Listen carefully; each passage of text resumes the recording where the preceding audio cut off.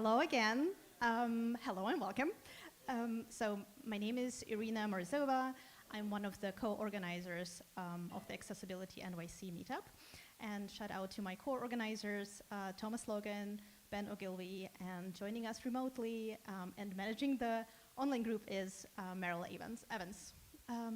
Also, big thank you to Karina Altasar for helping with the setup tonight. We live stream and record all our events on YouTube, including this one. Also, thank you, Jolly McFly, from the Internet Society of New York's Accessibility Special Interest Group for broadcasting this event.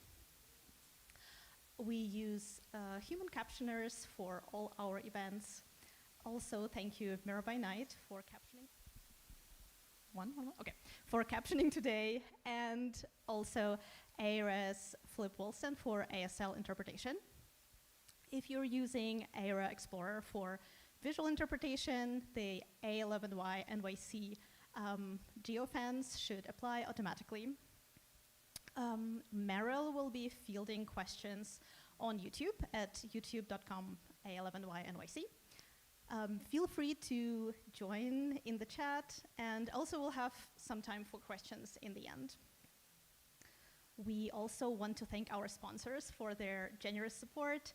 It's ARA. ARA is an app that connects people who are blind or low vision to professional visual interpreters for secure access to visual information anytime, anywhere.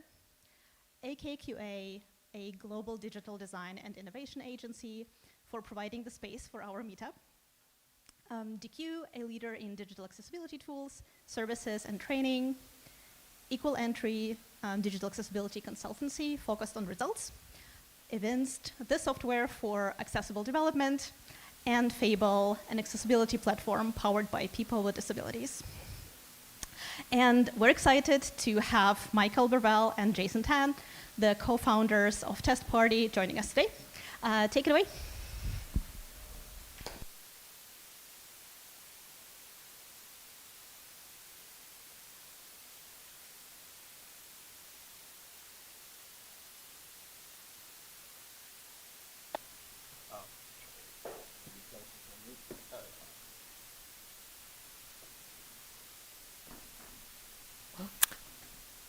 Hi, is the mic working?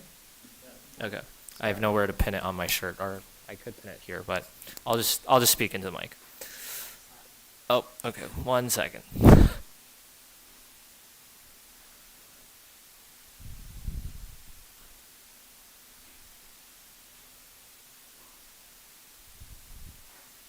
Great, thanks so much, Michael. Great to meet everyone. I'm Jason. I'm the co-founder and CTO of Test Party. Today we're going to be talking about mobile accessibility, which I think is a very underserved niche of accessibility, and with tons of users. But putting aside accessibility, I know that there's already fewer native mobile developers and cross-platform mobile developers. So I think it's just a space where not everyone kind of knows what's happening, and specifically in accessibility, there are quite a few unique challenges. I like to start with an analogy. I'm a big classics nerd. I realized that actually, I think the new Odyssey preview trailer just came out. I haven't seen it yet, but this was made a couple months ago. So I think of mobile accessibility kind of like the Odyssey is compared to the Iliad, where the Iliad in this case is web accessibility. It's a kind of much more well-told story. People know the heroes much better. I think the Odyssey is an equally crazy crucible, and with a lot of interesting characters along the way. So yeah, I think of the Iliad as the web accessibility journey, where you have tons of tools, you have tons of people talking about it. Even the AI discourse around accessibility is primarily web focused, I would say. In Odysseus's journey from returning from the Trojan War, for people who don't know the story super well, he encounters a bunch of different mythological creatures and has to overcome these difficulties in order to return to his home. One of them is the Lotus Eaters, which is basically these these group of people on an island who offer up lotus seeds to his sailors and his crew, and happily they're kind of like, I think they were very either starving or they were just, you know, looking for the happiness that eating these seeds would provide, and instead they like stayed on that island for way too long. And so I think that I jokingly put, you know, the Apple and Android logo in there because these platforms make a lot of promises, right, in terms of their mantra is kind of a lock-in first kind of system versus the web's open nature and kind of the standards that were developed around it. It's a little similar to the Lotus Eaters. And Polyphemus, which was one of the giants that kind of troubled Odysseus, he was in a very dark cave and had to try to navigate while this giant was swinging his club at him. And I think that developers in general just feel a bit lost, like Odysseus was in that cave. And a lot of factors contribute to this, specifically for mobile. And we're going to go into some of the slightly more technical parts of that.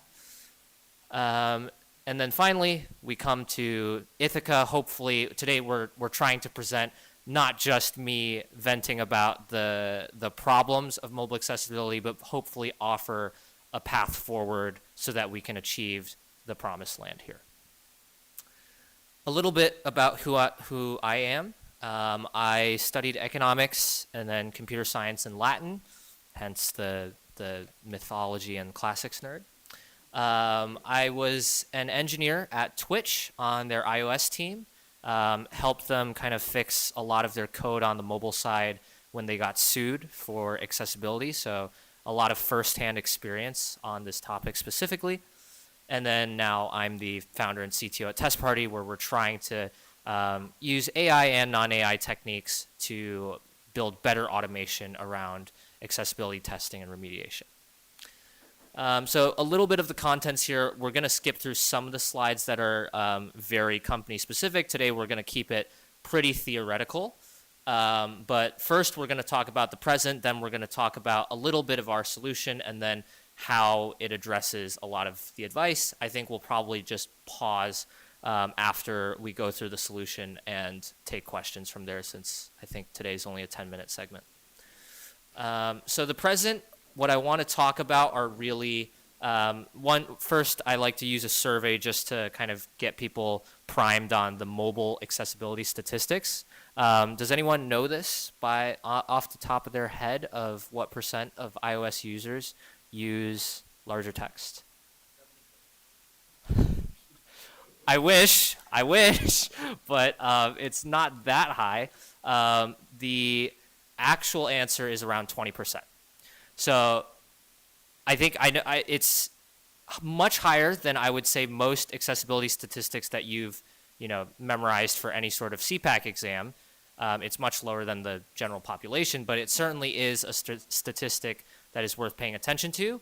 I think 1 in 5 is humongous already, and typically when I look over the shoulder of someone on the subway, I can usually find someone with large text. So this was what I could find online. It might have inflated these days with increased screen usage and deterioration of retinas, but 20% is the quoted statistic. There's also a survey published by the American Federation for the Blind, specifically around mobile accessibility. Now, there's no real trends that I want to point out here. Certain sectors are more conscious of mobile accessibility than others. This survey did a great job of kind of looking at very diverse application groups, from crypto to banking to ordering. And so, but all in all, you can see that the accessibility is still quite a large barrier, whether here occasional is defined as less than half the time, whereas frequent is defined as more than half the time. So for the majority of apps, you're still seeing around 60 to 80+% of encountering issues, if you add up the occasional and frequent.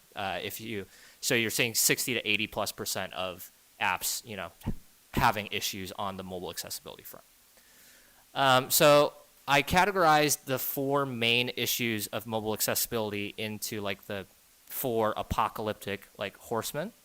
The first one is around standards, right? So a lot of the room might be familiar with WCAG, Web Content Accessibility Guidelines.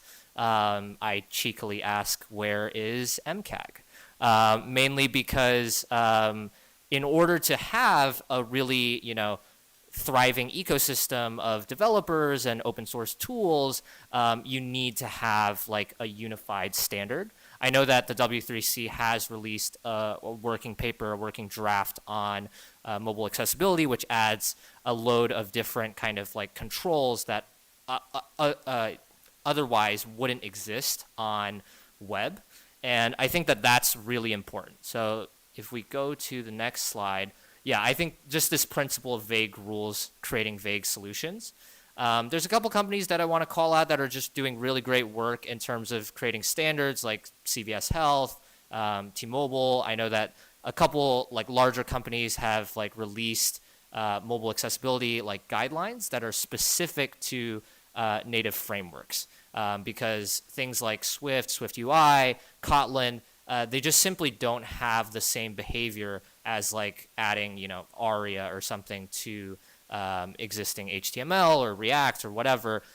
Most of those APIs are like very specific, and if you think about the controls, like whether it's like swipe, long press, double press, like things that just don't exist as very popular UI interactions, that otherwise the web can kind of get away with just simple buttons and inputs. The second thing that makes this really difficult is lack of automation. So next slide, I show you some of the most popular web frameworks right now for automation. Many of you guys have probably used it in end-to-end testing, or if you're at an AI startup or something, this is the backbone really of AI agents navigating the web right now. And on the next slide, I think I show you what we have for mobile, which is Appium. I don't know if there are any mobile developers in here. This is like the open source equivalent of Puppeteer or Playwright. It attempts to connect to emulators, and you can write end-to-end tests with it. If anyone has used it, it's very difficult to use. It's like it's got 20K stars, but it's an extremely difficult to maintain framework, and I would say that many companies choose to even not have UI tests simply because like this is very, very flaky and very hard to have the right amount of engineers who have expertise to write for this framework. I think the next slide I talk about really that many people are following OpenAI and their announcements of a lot of features. What you haven't seen from OpenAI is any sort of attempt at mobile automation yet, because and that's just me reinforcing the thesis of without kind of the right open source automation tools to begin with, it's very difficult to start systematically testing. On OpenAI, right, with Operator, you can basically tell it to try to book an Airbnb, and what it's doing is it's using Puppeteer and Playwright and screenshotting things and navigating, and you simply just can't achieve that on mobile yet unless you're very, very crafty and trying to over-engineer a lot of things. And then the third point that I'll jump to is what I'll label as opaque element structure. So a lot of people, I'll shout out, AxeCore from DQ really is one of the best open source frameworks out there that primarily relies on embedding itself within the HTML DOM. And there is no such DOM in mobile. If you've tried like maybe cross-platform mobile like React Native, you might have seen like the React Native like debugging tree. It is technically available for you to try to crawl, but that is nowhere near the accessibility provided by the HTML DOM. If you go to the next slide, DOMs are really crucial, I think, to constructing the relationship between elements on a screen. Without this sort of representation, you pretty much have to rely on simple visual analysis, and computer vision is not quite there yet in terms of like reconstructing entire views from just a picture and reassociating that with code. The code fundamentally beneath it is where the information lies. And so, yeah, I'm just showing for the people who I know. I've met a couple people who are not engineers. For DOM, it's like the document object model. It just shows kind of the structure of how a page is overlaid. You can see, this element has padding, this one has margins. For mobile, I screenshotted, I think, Xcode, where you basically have a view hierarchy, right? And it's totally useful in terms of debugging things that are just, you're functionally looking for things that are not showing up. But it is very not useful for an automated test, looking for, is something, what is it labeled as, or, the accessibility attributes of something. You just simply, Apple hides a lot of that and you don't have access to it. And that segues perfectly into kind of the platform limitations of, if we go to the next slide, we've noticed that Apple and Google have a certain level of restriction on their APIs for what you can and can't do. And so they have, they have a lot of pre-built components. They only have really a couple fields available for accessibility. Some of them are very, very useful. Some of them are, I think, way too restrictive. And that also makes it really hard to navigate, like, how to make things accessible. Oh, okay. That was way faster. So I'll do a summary version of our solution, since I don't want to get too company specific. We've now built on top of like a better automation framework that really kind of strips away the ugly parts of Appium to basically create a new standard that is much closer to Puppeteer, where you can kind of write a YAML-based test file and navigate through screens and create hierarchies around them. So we have so what's buried deep within inside Apple and Android are actually, you can capture the element types and the various relationships inside of a hierarchy. And what we've done is now we've created a way to use that hierarchy for real automated testing. And so that's really where this is going, is like, how do you control the mobile emulator, run tests on each individual screen, and still allow like the simulation of like a user journey. So like some of the screenshots that we have are from an extension that we're building, and it wraps around a lot of the core like UI inputs that a lot of other automation can do. But what we do that's very different is that we can do it while detached from the Apple ecosystem or the Google ecosystem. Like, this is strictly within VS Code. So we're basically taking full control of the running of a device, and you're able to test things remotely. You don't need to kind of blend it into an existing end-to-end test, which I alluded to is very hard to maintain on mobile in general. You can kind of out of the box simply create like user journeys and then do accessibility tests on them. And they're catered towards mobile in the way that they're very element specific right now, rather than I think a lot of like WCAG or Axe Core even is very attribute specific, where in mobile right now there aren't that many like ARIA attributes to really validate against. There's not, you're not looking at various like ARIA check states, ARIA live states, all of that. You can only really look at a level of sophistication above that, which is like input elements, date pickers, at the functional level. So we like kind of group that into, actually through a lot of the hard work of CVS Health as well. They kind of defined a lot of the standards using the various components that are native to each platform. So I'll pause it there. We want to just make it so that it's very automated and it brings like true developer joy to accessibility. I think that that's primarily one of the biggest barriers, I think, is that in order for mass adoption from developers, a dev tool needs to be extremely easy to use and extremely fast to automate. So happy to take any questions there. Yeah, we're gonna break into two segments here. So Jason's gonna take questions now, a little bit different than we usually do, and then Michael's gonna give his talk, and then we'll do questions for Michael. So any questions in the room for Jason real quick? And I'll look and see if we got anything online. Oh, yes. Going back to the 20%, does that also include users that blow up their phone using their hands? Because some people may not know about the larger text feature.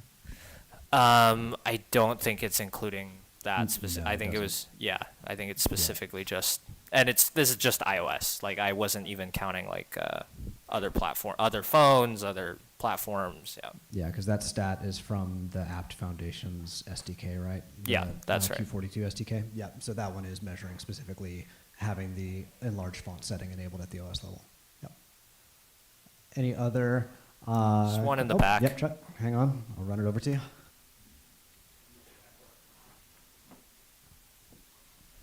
With the rise of things like PHP and React Native, how easily does this tool integrate into those frameworks?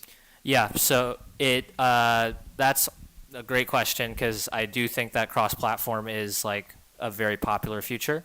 Yeah, this new tool, like we didn't build the mobile automation framework. It's a tool called Maestro, but it's very cross-platform, not just with React Native, but also Flutter, Maui. I wouldn't recommend building Maui apps these days, but yes, it's quite compatible there too. I'm just scanning quickly, see if we have any questions online. There's a question on your left, I think. All right. Yes. Great talk. Thank you so much. I was wondering, like, how do you balance automation with human feedback in terms of accessibility pipeline?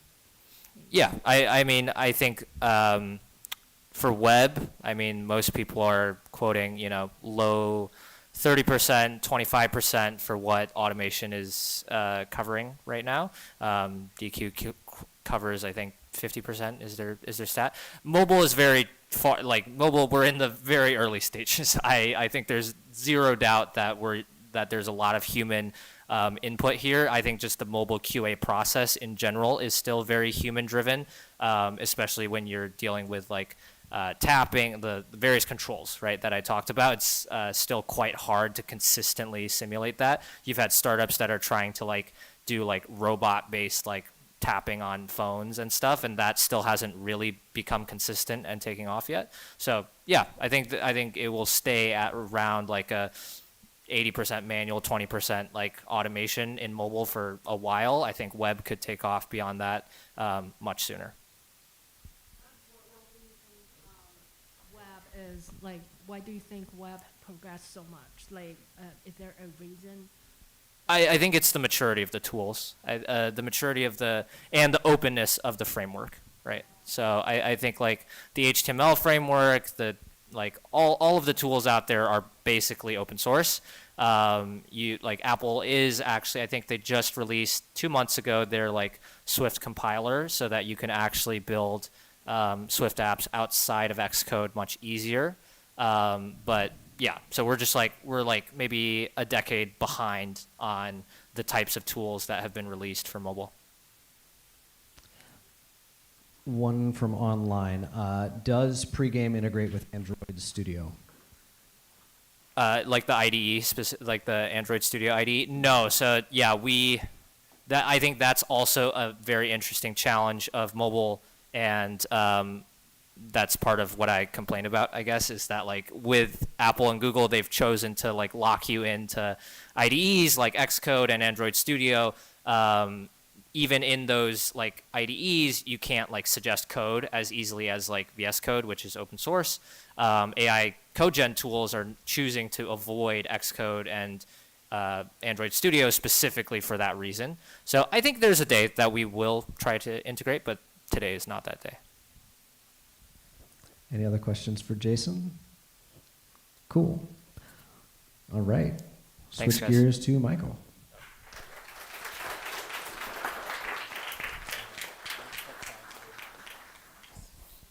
Okay. How is this volume? I see a thumbs up. Good. Yeah, we had Jason go first because his is technical, and mine is fun. Yes. All right, we'll go to the next slide. No, Jason's was fun too. I think I always enjoy hearing about mobile stuff. Let's go to the next slide after this too.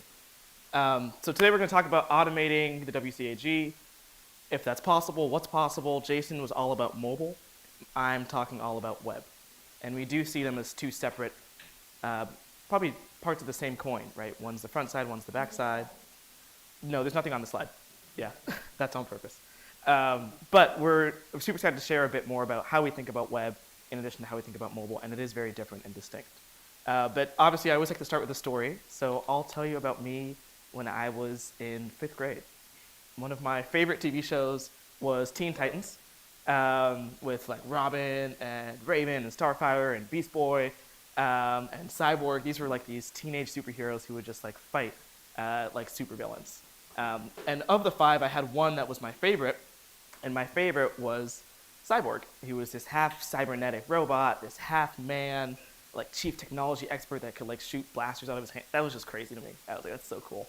And so I used to love Cyborg, but to me, he was more than just a superhero. He was this black, technology-loving, disabled superhero, right? And in reflecting on making this talk, I realized this is the first and probably one of the only times I've seen a disabled superhero on television, right? And this was a TV show from the 90s, right? And so what does it mean, and what was Cyborg? That's kind of the investigation of this talk, right? Before he was Cyborg, he was Victor Stone. He was this athlete, this kind of strong teenager who his mother eventually passed away in an accident that left him injured. And his father, being this technologist, decided to keep his son alive using cybernetics. The effect of that was that we had Cyborg, this like half technology, half man, assistive device assisted guy who could do more in the world with assistive technologies. So that's kind of the theory of today's talk, right? That Victor Stone plus technology plus his humanness made him this superhero who we called Cyborg, this superhero that I fell in love with when I was like, and still, really love, when I was in 6th grade. And I'll argue today, at least one thing that we think about is that AI and the way that you can use AI is to turn yourself into a sort of accessibility superhero, right? That you plus these assistive tools, which are AI tools, plus your own heart will get you into, becoming this sort of superhero. So in the next, let's call it 14 minutes, I'll run through all 3 parts of that. I'll talk about the research behind it and talk about some suggestions on how you can use, AI tools to be a better sort of superhero. But first, about me, who am I? I'm a nerd. This is me. Thank you. Yes, I'll take the applause. This is me and my brother. We were living out our like real life superhero fantasies at Chuck E. Cheese, circa 2004 in Seattle, where I grew up. I continued to be nerdy as I got older. I loved computer science. That's what I ended up studying in college. I loved reading, so I studied philosophy. I started donning glasses very early in life.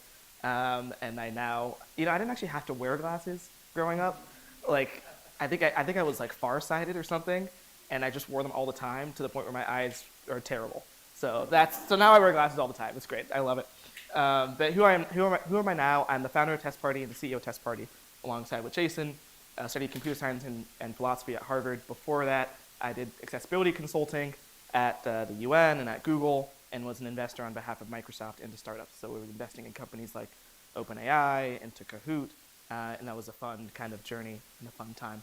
So, and yeah, I'm still a nerd, so that's not going to change. So about this talk, right? Who am I with Test Party? I think of myself almost as Cyborg, and the reason for that is mainly because I really truly believe, in what we hope to argue today, is that by automating the WCAG, at least what parts of it that you can, specifically remediation, not just finding issues but also fixing them, you can use AI to also become this sort of digital accessibility superhero. So I'll break down all the parts of this thesis statement by talking about where are we today, what can AI actually do, and what are some practical examples of how AI can help remediate the WCAG. Then we'll talk about the impact and take questions. And then you'll go home and take a good nap and reflect on this talk forever, hopefully. So where are we today? This is chapter 1, episode 1, season 1. Yeah,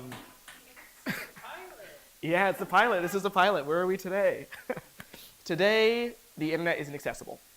95% of the million most visited homepages are inaccessible. I think the stat might now be like 94% as of the most recent. So we've made some progress, which is good. The web is also becoming more complex. So if we look at the number of elements on these homepages, this year has 11.8% more elements, meaning there's more things to test than last year, right? And we anticipate that trend will continue, that the web will get more complex, people will get more creative, they'll want to make more things, and they'll do it with new and difficult and interesting components. Of course, there's this idea of manual auditing, not just for accessibility, but let's think of security, right? Pen testing. Test Party went through SOC 2 compliance. We were told it was going to take us 8 weeks. We finished all of our parts in 8 weeks, and it took another 3 months to get the rest of the audit and to get the rest of the report. And this is common for accessibility, I'm sure, as well, right? As professionals, you have a lot on your plate, you have so many audits, and you only have so many hours in the day and so much energy, right? And so they take months to complete. And the effect of this is there's all these sites, specifically e-commerce websites. We've been diving a lot into e-commerce, working with e-commerce companies, and they're getting sued at super high rates, to the point where in the last 5 years alone, we estimate about $400 million have been paid out in damages and settlements and lawsuits. And this is a whole other talk that we could give about what does it mean for just a select few firms to be doing most of this kind of litigation work, and who's funding that litigation, and why is it being funded in that way. That's not this talk. This one's much more fun. And then, of course, if you look at people in this room and the people on Zoom, I wouldn't be surprised if you admit that you might have burnout, right? And one of the studies that this came from is from Devin Pershing, who in 2023 talks about how about 61% of accessibility professionals experience burnout, right? And so I tried to question, like, why is this? And if you think about it, we can just go back to Teen Titans, as it all leads back to. And Cyborg used to argue, when I was an athlete, when I was human, I loved pushing my limits, getting stronger, faster, and better, just by trying harder than I had before. And his coaches would always tell him to give 110%, which he did. I think we're in a very similar position, where we're giving our 110%, we're experiencing burnout, but we're only getting out of it 5%. The 5% of the web that's more accessible than it was last year, or maybe now let's call that 6%, right? But are we okay with that? So my argument really is that we could do better than 5%. And one of the ways to do that, if we go to the next 2 slides, is to start using some sort of artificial intelligence, some sort of technology, just like how Victor Stone had his own technology to, in essence, help us out, right? So this leads us to chapter 2, which starts with a poll of the room. How much of the web content accessibility guidelines do we think that AI can automatically remediate? Okay, put your hands up if you think it's 5%. At least 5%. At least 5%. Yeah, okay, cool. Keep your hands up if you think it's at least 20%.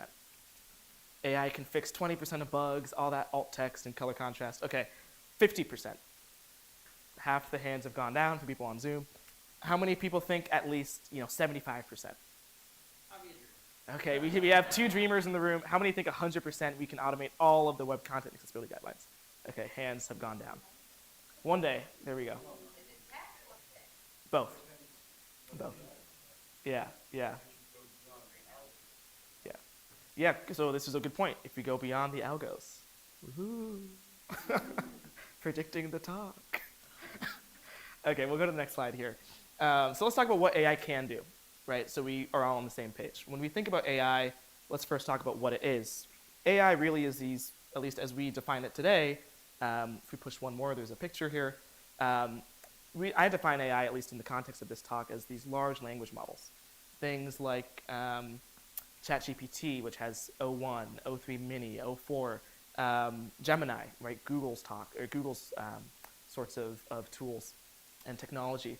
And these reasoning models, these large language models, essentially work, as we all probably know, by taking huge amounts of data, adding weights to that data in terms of how they interpret it, and making predictions.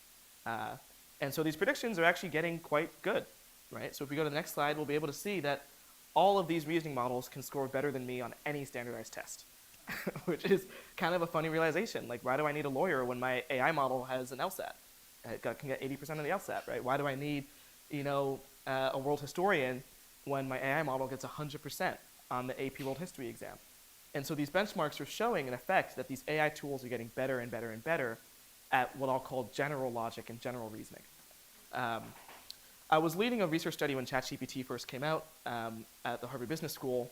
The study came out in September of 2023, and I'll walk you through some of the findings because it does kind of delineate what types of learning AI is best at versus worse at. In the experiment, we took 8% of BCG's global workforce, that's the Boston Consulting Group, and we had them do 18 tasks around creativity, analytics, and persuasion. We gave half of the group access to ChatGPT, specifically GPT-4, and half of the group no access. They were just regular humans, Victor Stones, if you will. What we found was that for those who had access to AI with no training, they were able to work about 12.5% faster. They did about 12.5% more work, 25% faster, and had about 40% higher quality. That's what this graphic is showing, the difference between people who didn't use AI versus those who did use AI. If you look at just those who used AI, there's also an interesting barrier that, some people were about 10% better than their other AI using counterparts. So as researchers, we were interested in what was that difference, because the other one is quite obvious. And that difference really showed that there was one set of consultants who called themselves centaurs. I mean, I guess we called them centaurs, they just called themselves people. But there were these mythological kind of half-horse, half-human creatures that divided the work between themselves and the AI. I'll think about it like this. It's almost as if you were to use a calculator and you'd say, what is 2 + 2? And it would tell you the answer is 4. And you as a human would use 4 to do the rest of your work. That's kind of what I would describe as centaur work. The AI is an assistant to your own thinking. Versus the other half of consultants who performed better were what we call cyborgs, where they completely integrated AI into their workflow, right? And so they're continually interacting with technology. The best example of this that we found in the study, because we had all the chat prompts and how they were talking, was that cyborgs were prompting on average 3.5 times more than a centaur. So a centaur might say, hey, I have to design this new marketing campaign for Nike, which was one of the questions. Give me 10 example names. And, a centaur would just say, these are the names. Whereas a cyborg would actually ask and say, I like name number 5 and 7, give me more that are like that. Okay, now based off of this, refine it to another subset. And that interaction where you're using AI as almost a sounding board or a teammate, which was the next study that we did, those sorts of performers performed way better than just the ones who would ask AI questions almost as Google search. So the results was that we found, of course, not just within AI, but just generally, that those who used AI did a lot better if they were low performers. So as a low performer, I'm happy about that because it means AI will help me more. But we did find that people who were already skilled did still benefit, right? So people who were not experts had about a 43% increase in perceived output. This is just of the AI users. And of course, for the top half, is about a 17% increase. So what does this mean? I want to highlight just how kind of drastic of a change this sort of number is when we say 14% more productivity or 23% faster. Historians estimate that when steam and power entered factories in the 19th century, it improved performance by about 18 to 22%. And so now that we're seeing AI, which is doing mid-double-digit improvements, that's significant, right? And so I just want to highlight that just for context, to put it in not numbers, but in kind of historical relevance. So there's 2 takeaways from this that I want to share. First is that the expert AI, quite honestly, expert AI is going to be better than the average human, right? And really, expert human is still going to be better than the average AI, right? Which is good for a lot of us, what I call T-shaped people who have a lot of different interests but one focus area. AI may beat us in all of the other various interests, but that focus area is where we're going to win.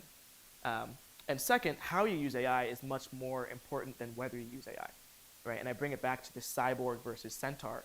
Are you using AI as a frequent sounding board or as a one and done, as a one-shot tool? And one of these ways, right, the first way, the cyborg way, is much better than the separated centaur way. These are the 2 kind of major takeaways. And I want to argue that this is the right way to think about trying to automate the WCAG. I think I have 2 minutes left before I open up into Q&A. So with those 2 minutes, I'm going to speed through a couple more of these slides. When we think of what the new experiment is, one of the new experiments is just trying to be more practical, bringing this into our day-to-day life in a corporate setting. So there's a couple examples of how you're probably already using AI tools, whether it's Grammarly, whether it's Be My Eyes, GitHub Copilot. You can now put on Windsurf and Codium. If you don't know any of these startups, just Google them. But this is really the next frontier of what the future, I think, of AI technology is going to look like. As it applies to accessibility, of course, there's Be My Eyes. There's a good quote here. We can share these slides afterwards. But I do think there's a lot of questions about, can you automate the WCAG? And we're talking not just about testing, but remediation. So I know I asked you this question earlier, and I decided to ask AI this same question. I asked AI, how much of the WCAG can be automated, with tools like large language models. So DeepSeek said 70%. It said 20% can be fully automated, 50% with human in the loop. Claude said 75%, so it's a bit more ambitious. Yeah, the dreamers. Claude is a dreamer too. 17% fully automated, 30% human in the loop. ChatGPT said 80% automation. Thank you, Sam Altman. 50% fully automated, 30% human in the loop. Gemini said 95% automation. Actually, originally it said 100%, and I said, come on. And it was, okay, 95. It said 95. I think it was DeepSeek, 70%. Yeah, the most, yeah. Exactly, yeah. But what can't AI remediate, right? There's a lot to think about here. And again, we're talking about remediation, not testing. I think that's really much more exciting, in my opinion. But what can't AI remediate when it comes to web content accessibility guidelines? I'm lazy, so I asked AI, what can't you do? And it told me this. It said, hey, if you look at subjectivity versus automation feasibility, that's the metric that you can start to weigh to see what we can and can't automate. So things that are like, for instance, super subjective, but very low automation is the hard part. That was a ChatGPT answer. I asked Claude the same question, and it had another matrix of, again, contextuality versus automation potential, which I feel like is not fair. Like if I was like, how automatable is this? And one of the metrics axes was that it's automatable. I don't know. Thanks, Claude. We'll move on to the next one. I asked Gemini, and it said, okay, if it's a basic pattern versus an advanced pattern, and if it's simple and rules-based versus being more contextual and complex. So really, if you kind of summarize this, there's a number of things that these models are predicting that it can and can't remediate. And really, in summary, as I think of it, it's really that the experts in this area are always going to be valuable because the AI can't replace the expertise. That subjective judgment, the how automatable is this metric, really is the intangibles, right? The idea of your heart. It's what you're doing when you're at your best. In the same way that Victor Stone with his technology still needed to have ethics and morals, or else he would have been a supervillain, right? We're in the same category here as accessibility superheroes. I know we're getting towards the end of the time, so let's go to one of the examples that we have in here. Keep going, keep going, keep going. Actually, go back to 3 or 4 slides. Let's talk about human in the loop, and then I'll wrap up there. One thing that I really love to think about is human in the loop. It was a question earlier, like how do you moderate these AI systems to ensure that the outputs are actually accurate? And we argue that the best way to do that is through what's called human in the loop, and that's where the centaur versus the cyborg mentality really is the most different. Like a cyborg is constantly involving themselves in the loop of the AI interaction, right? Like when I'm prompting 8 times in a row, I'm validating and reprompting and revalidating. And so there's something to be said here that having a human in the loop is quite important. And we're pretty familiar with this, I think, anecdotally already as people, right? Because we use human in the loop technologies all the time, right? So if you use spell check, that's a human in the loop AI technology. If you use fraud alerts, right? When you buy a $7 smoothie from a weird store and then Apple is like, are you sure you want to buy this smoothie? Yes, I am. It's a Tuesday night. Just random example. And then of course, autocomplete is another one of these types of human in the loop technologies. If we zoom forward 6 slides, and this is the last thing I'll pitch before I open up to question, I like to think a lot about AI agent in the loop, right? We talk a lot about human in the loop. And if we're really going to the point of full automation at some point, how can we have an agent who's looking at results and validating results versus just us as humans? And so this is one thing that we think about quite a bit at Test Party. How do we use technology to validate technology in order to create better and more effective models within a specific niche, right? This niche right now is accessibility, but you can imagine using that same process in any type of niche.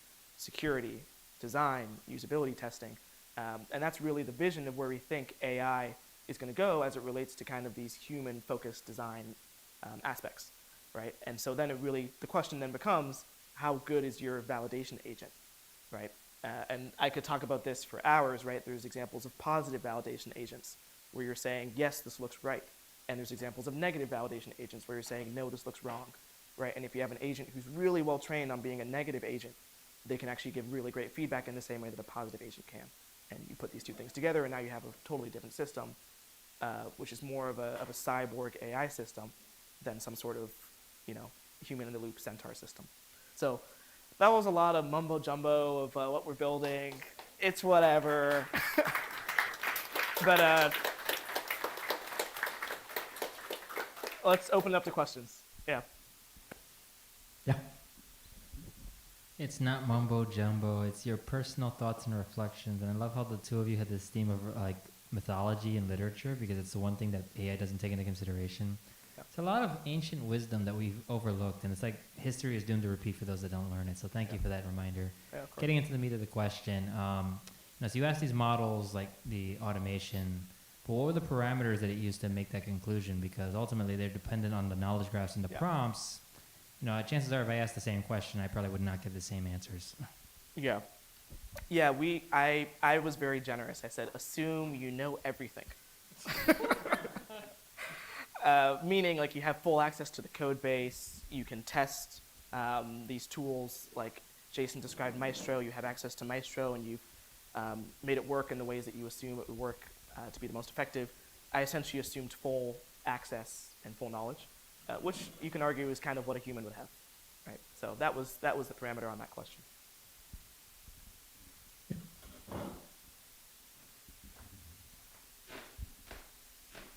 Hi. So when you talk about integrating AI into the evaluation loop, are you just considering like in English, or like is it also applicable to like other languages? Yeah, I'll answer this question with a reflection. Like when ChatGPT first came out, it was trained on the global, like just all of Wikipedia essentially, like the whole internet, and no one really trained it to speak different languages. But you could, chat in whatever language you wanted to ChatGPT, and it would respond back in that language. And so I assume, at least in this case, depending on the training data set that you give to your model, it'll still be able to do the agent evaluation in whatever language, right? Whether we're talking like English, Spanish, French, or we're talking React, JavaScript, TypeScript, or the language of pixels, or the language of pictures, or the language of video captions, right? You can start to redefine what a language is with a lot of these models. That's what a lot of the innovation is coming from today.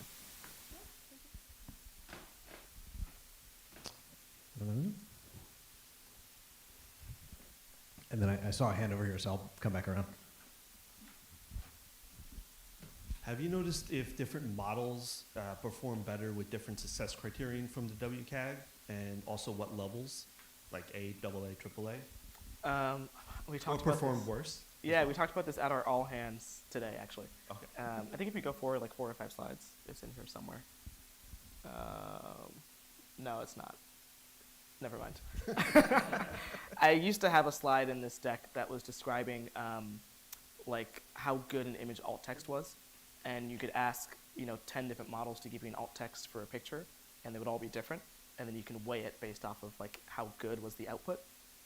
And there were better models at certain alt text than others, is essentially like the long story short.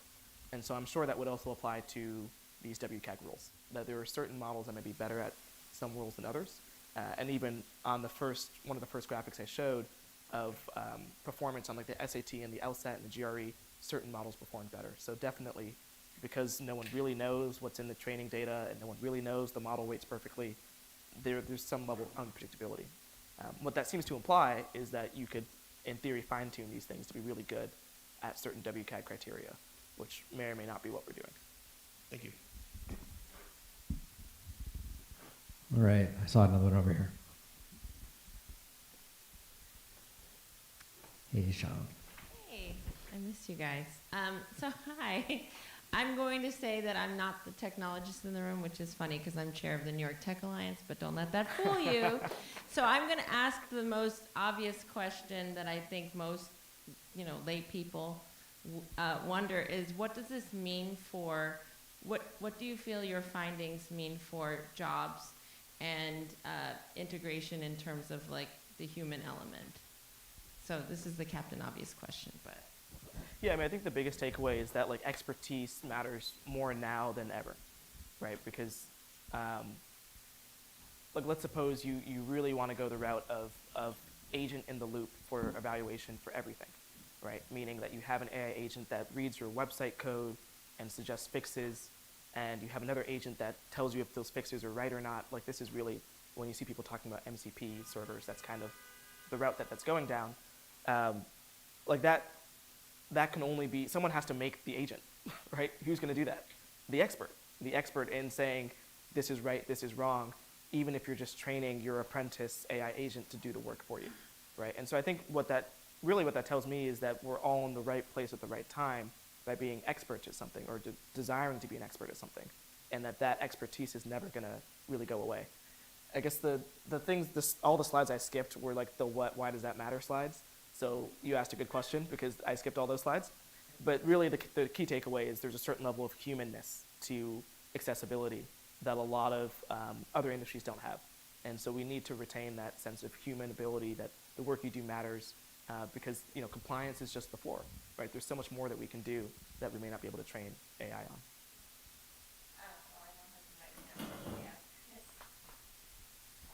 Well, because I have friends who do this by hand, and so I'm wondering, does this make them obsolete? Are they needed to make sure that it's doing what it's supposed to be doing? It would just be great to know kind of, obviously you mentioned that we do need the experts, but do you think that it could make those jobs obsolete? I think it'll probably change the jobs, for sure. Like, I think this that we're describing will be fundamentally different, right? And I wish I could predict what that looks like, but I don't know. Yeah, and I'll kind of key off of that. We've got just a couple of minutes left, so I'm going to take a couple online, and then maybe one more in room, and then we can those staying around we can continue the conversation afterwards as well. But one question online was kind of healthy level of skepticism. LLMs have trouble with hallucinations. Can we really trust them to do accessibility remediation? Kind of keying off of that, where does the expertise lie? Question. Yeah, I mean, and again, I think certainly LLMs hallucinate, and I think the solution to that is you can call it like an anti-agent, right? What I'm talking about, where like you have an agent whose whole job it is to root out hallucinations, right? So you say, hey, assume that you're an expert in the WCAG. You are looking for commonly hallucinated errors for WCAG. Look at the results of this other agent and tell me on a scale of 1 to 10 how accurate or not accurate it is, right? And so when you start to stack 100 of those types of agents on each other to look at the same code base, maybe specified to certain WCAG criteria, you start to get a different level of accuracy versus you just ask one agent and take the one result as true. And I think that's a really important, the adversarial agent model. Exactly. And the next question, it said, I find myself skeptical of percentages the LLMs provided because we put some HTML and PDF through Copilot. It remediated 70% of the errors we introduced, but many of the remediations were wrong. So that's where the adversarial model would claims victory. Yeah, we need something else to refute it. I trust AI to like write my emails, and that's about it for now. Well, and also to rewrite all my code, but that's fine. Yeah. Do you include people with disabilities for testing your product? We do, yeah, we do. We usually just hire, a specialist agency, and that's where I think to the question earlier, I think there's always going to need to be specialists, right? Like at least at some level of the test process. Like I think accessibility is probably 10 years behind security, and even in security, like a pen test, like a physical person coming and testing your system, is still done, right? And so I don't think there's any way to get around that. And I think, if anything, it makes even more important lived experience versus just trained experience, because there's probably certain intangibles that you can't learn from training that you just experience from living. I'll do one more online, one more in room, and then we'll need to wrap it up so we can send our captioner and interpreter home for the day. So for the HBR study, was there any ChatGPT-4 training or knowledge expectations, as far as you know? That study, no. But there was another one that was published, I think 5 months ago, that did a similar thing with Procter & Gamble, where they did provide training. Yep. Cool. Yeah. One more in room. Yep.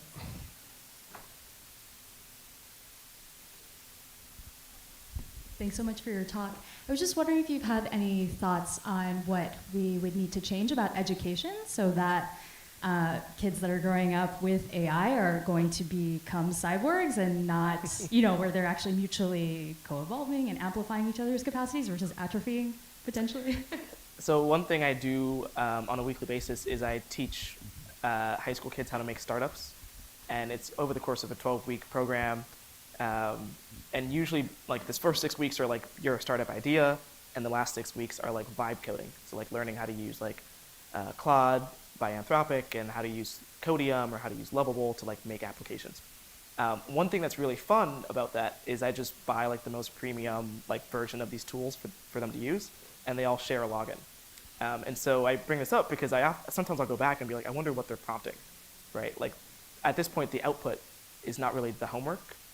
Like the homework is like, how do they do it? And I use that when I go back to teach. And so I think it's really interesting to see how high school students today are using these tools because they're using it like in the cyborg way naturally, right? Like they're not just asking it a question and taking it at face value. It's funny because obviously I just give them access to this tool, which they use for the internship. And then some kids also use it for like all of their homework, which I'm like, should I feel guilty that I've just like completely hacked this child's like learning development and just like they're no longer gonna like write an essay? Yeah, or the homework needs to change.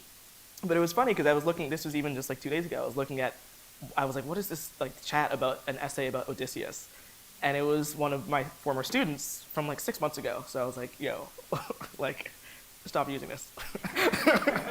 Anyways, from 6 months ago, and she was asking a question, and she was like, hey, like, this is my essay. What do you think I need to improve about it? And I gave her all this feedback. And then she's like, okay, I like these 3 points in the introduction, change it in this way. And she was co-writing with it, and she said, hey, you lost my voice and my style. Take the style of paragraph 2 and 3 and match it to the introduction. Is that cheating?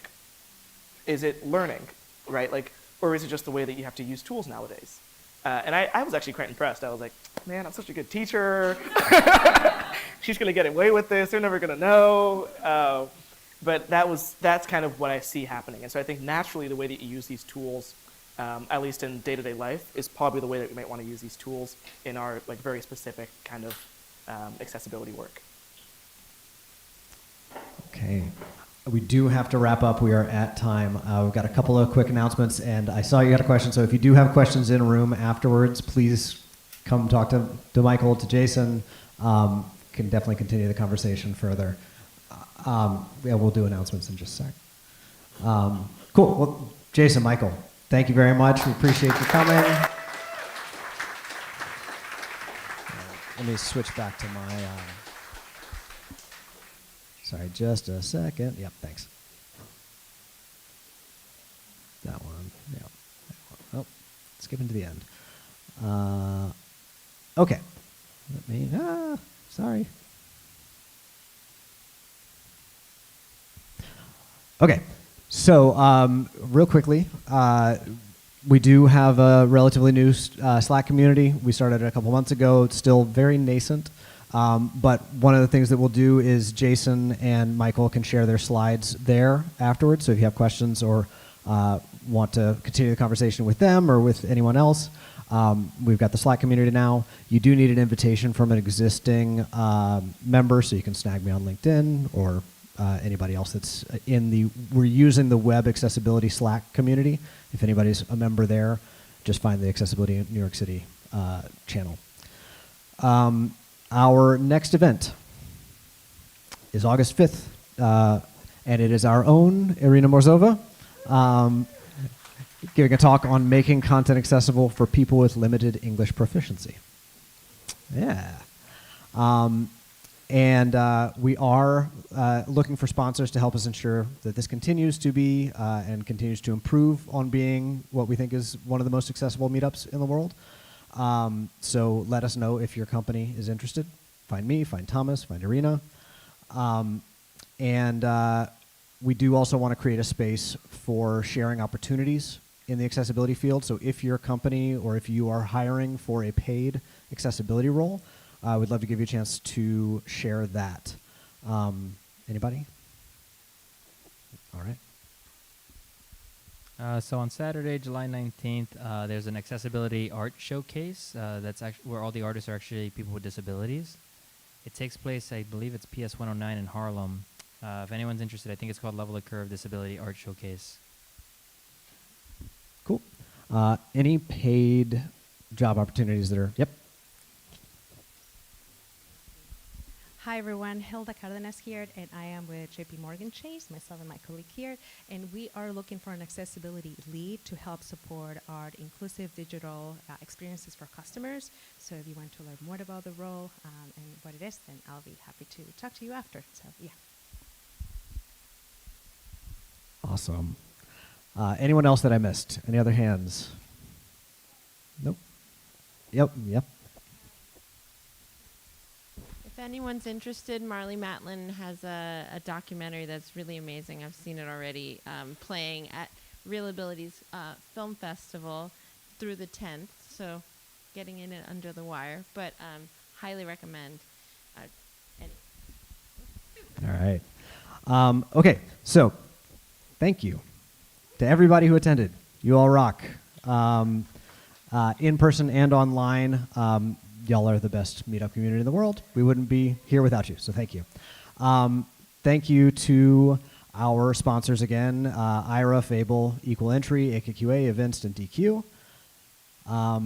Thanks to Jolly McPhee, and Meryl, and Flip, and Mirabai, and Karina, and the rest of the meetup team. Meryl does post written recaps on the equalentry.com blog, so keep an eye out for that.